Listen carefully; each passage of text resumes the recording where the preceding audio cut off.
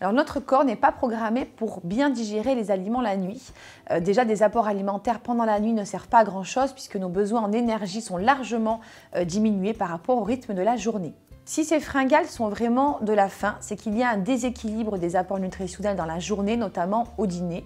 Il est important, même lorsque l'on fait attention à sa ligne, de garder un apport convenable en calories afin de combler nos besoins déjà, mais aussi pour éviter des fringales incontrôlées.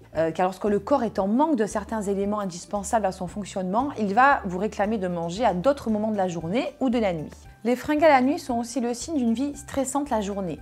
Des sentiments négatifs refoulés, peu de temps pour soi, pour s'écouter, poussent ensuite le corps à compenser par de la nourriture qui calme, qui apaise. C'est ce qu'on appelle la nourriture émotionnelle.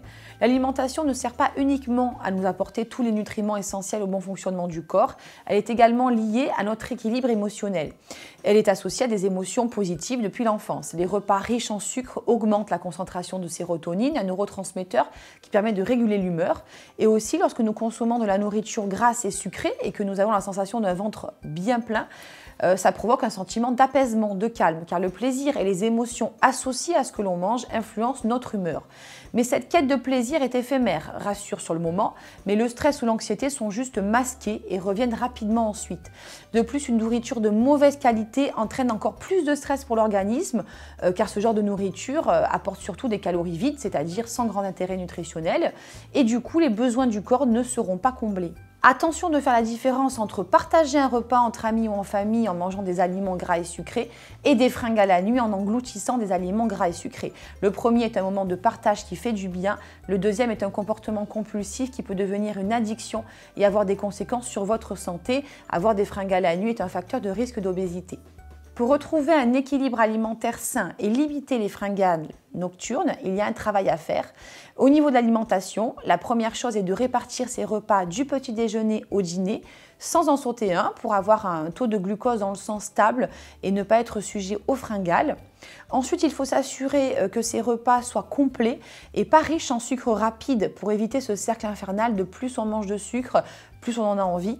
Mis à part dans les fruits frais ou dans un peu de miel dans votre yaourt par exemple, votre corps a besoin de peu de sucre rapide, moins de 10% des apports caloriques journaliers.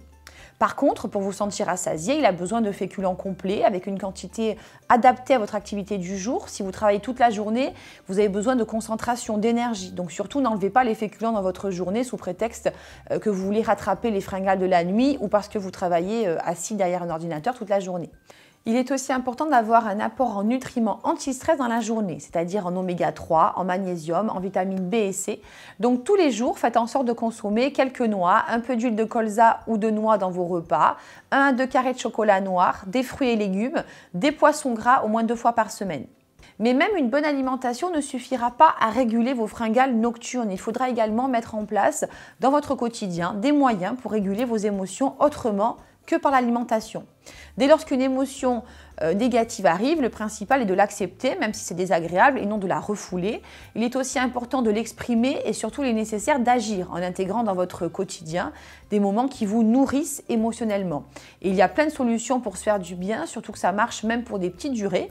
Ça peut être de regarder un film qui vous fait rire, partager un déjeuner ou un verre avec un ami, faire une activité qui vous ressource. Donc c'est assez personnel, ça peut être du sport, de la musique, de la peinture, de la lecture. Mais le but est de retrouver un équilibre alimentaire et émotionnel, en sachant que des fringales incontrôlées la nuit n'arrivent pas par hasard. Surtout si elles sont récurrentes, elles doivent vous permettre de vous poser les bonnes questions et de mettre en place les bons changements.